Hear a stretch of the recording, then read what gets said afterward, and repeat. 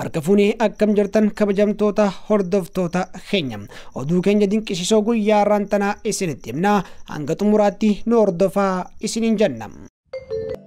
Maagwaan hantuunni boombii lafa jalatti awwaalame foolii fuudhuudhaan gootummaadhaan beekamu waggaa 8tti boqotan. Maagwaan hantuunni bakka meeshaaleen dhohan jiru foolii fuudhuudhaan adda baasuun gootummaa agarsiisee meedaaliyaa warqees badhaafame umrii ganna 8tti du'aan boqotan. Bara hojii waggaa 5 keessatti hantuunni kun meeshaalee dhohan lafa jalatti dhokfaman dhibbaa ol ta'an kombaadiyaa keessatti foolii fuudhuudhaan akka qulqullaa'an gargaareet jira.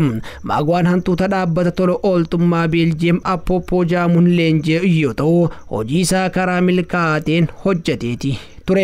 Hantuunni kun foolii fuudhee bakka boombii yookaan meeshaaleen dhohan jiran adda baasuun akka isaan namarratti miidhaa hin geessisneef tajaajila kennaati ture. Dhaabbanni tola ooltummaa kun torbaan kanarraa kaasuudhaan hantuunni Afrikaa guddichi foolii fuudhuudhaan beekamu Maagwaan du'aan addunyaa kanarraa boqochuu ifoomseeti jira. Maagwaan fayyaa gaarii irratti argama ture.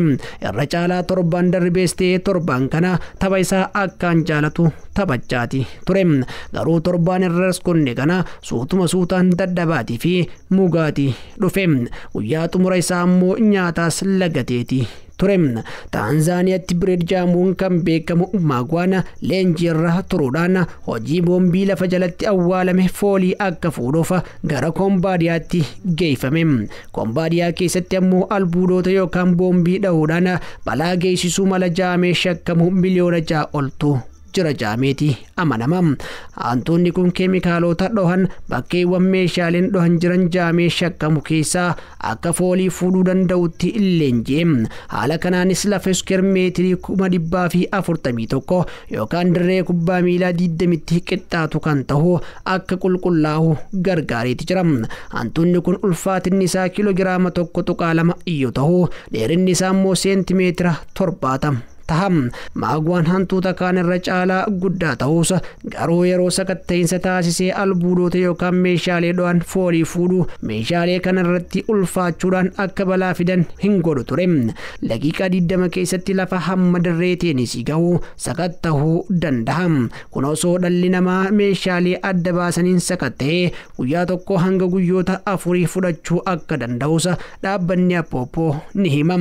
Bara 2020 Maagwaan meedaaliyaa warqii PDS jaamuudhaan kennamu badhaafameeti ture. Seenaa tajaajila tola ooltummaa dhaabbatichaa waggaa 77 keessatti hantuunni yeroo jalqabaatiif badhaasa kana argatees Maagwaadha ture.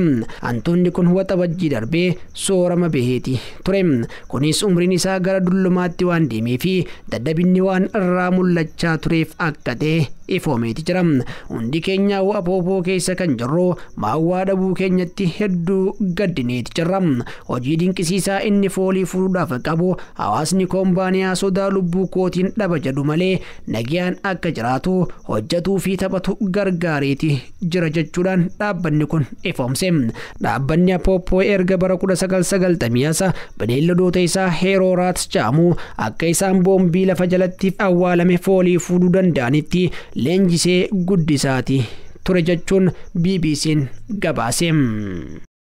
Dr. Maya Angelou has made history as the first black woman on an American coin. The 25-cent coins are being pressed in the United States Mints in Philadelphia and Denver. Maya Angeloon waloo gurraatti yeroo duraatiif fakkiin ishee saantiima irratti bahe taateeti jirti. Ministeerri maallaqaa Ameerikaa saantiima abbaa 25 kwarter jaamu irratti yeroo jalqabaatiif fakkii waloo beekamtuu gurraatti Maya Angeloo baaseeti jira. Angeloon waloo fi roogeettii gurraatti yeroo jalqabaatiif sirna simannaa pirezidaantii irratti walaloo ishee dhiyeessitee turteedha. Saantiimii kaan irratti dubartoonni jajjaboon biroo aastiroonoota, hooggantoota hawaasaa fi taatota fakkii isaanii kaa'uuf yaadameeti jira. Kunis ministeerri dubartii jalqabaa ministeera maallaqaatiin tarkaanfii fudhatameedha.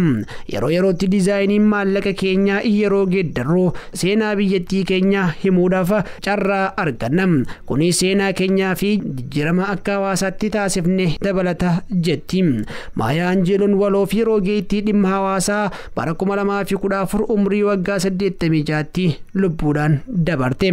Waloon kun beekamtii guddaa kan argatte kitaaba seenaa jireenya ijoollummaa ishee Aynaa Waayizak Kid Brad Singis jedhamuun akka ture ni beekama. Digriiwwan kabajaa baay'ee kan fudhatte yoo ta'u kitaabota 30 ol barreessiteeti jirti. Bara 2010tti meedaaliyaa bilisummaa pirezidaantii Ameerikaa yeroo sanii Barack Obaamaa harkaa fudhatteeti turte. Saantiim ammaa kanarratti fakkii Maayaa Anjeeloo harka bal'ifattee fi duubaan ammoo simbiroota balaliyuu fi aduu bahaa jirtuutu mul'ata. Kunis walaloo isheetii fi jireenya isheen jiraatte kan bakka bu'uudha jedhama. Ministeerri maallaqa Ameerikaa fuuldura saantiima kanarratti fakkii pirezidaantii jalqabaa Ameerikaa Joorji Waashingitantu mul'ata. Dhaabbanni saantimoota kana bocu waggoota 4 dhufan keessatti saantimoota abbaa 25 bocuuf kan karoorse yoo ta'u fakkii dubartoota seenaa Ameerikaa keessatti shoora murteessaa qabaniin ni dabalama jaameeti eegama. Women who've been convicted of, amongst other things, very serious crimes, murder, kidnapping. Ministeerri shamarranii miila keessan walitti qabadhaatii kitaaba keessan banaa jedhan qeeqaman. Afrikaa kibbaatti ministeerri fayyaa Limpoopoon wayita mana barnootaa daawwatanitti dhaamsa saalqunnamtii ilaallatu shamarraniif dabarsaniin qeeqamaniiti jiran. Pooppii Raamtuubaan ijoollee shamarraniitiin miila keessan walitti qabaatii kitaaba keessan banaa ergaa jedhu kan kallattiidhaan dabarsan shamarran saalqunnamtii irraa of qusachuun dhibee HIV/AIDS fi ulfa yeroo malee akka ittisan jajjabeessuudhaaf ture. Pooppii Raamtuubaan akka jaanitti shamarran kennaa dhiironni looman shamarraniif gumaachan kanneen akka wiigii gatii mi'aa fi bilbila moobaayiliitiin gawwoomfamaati jiru. Dhaamsi isaanii garuutuu dirqama saalqunnamtiin wal qabatu shamarran qofarra kaa'amee qeeqameeti jira.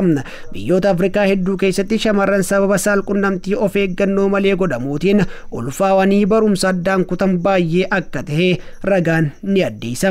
Namoonni hedduun gama toora intarneetiitiin yaada kennaniin itti gaafatamummaan kun kan shamarranii qofa otoo hin taane dhiironnis adamsoorraa of qusachuu qaban jechuudhaan dubbatan. Ministeerri fayyaa Limpoopoo Raamtuubaan dhaamsa dubbatan haala isaan yeroo san dubbataniin alatti hiikamuu kaasuudhaan dhiironni gocha saalqunnamtii keessatti akka hin hirmaanne gorsuu isaanii gaazexaan Time Liif jedhamu gabaasiiti jira. Ragaan kutaalee bulchiinsa Afrikaa kibbaa bara darbe walitti qaqqabame akka agarsiisutti ijoolleen dubaraa yeroo weerara koronaa vaayirasiitti ulfaawan lakkoofsi isaanii baay'ee ta'us ifoomseeti jira.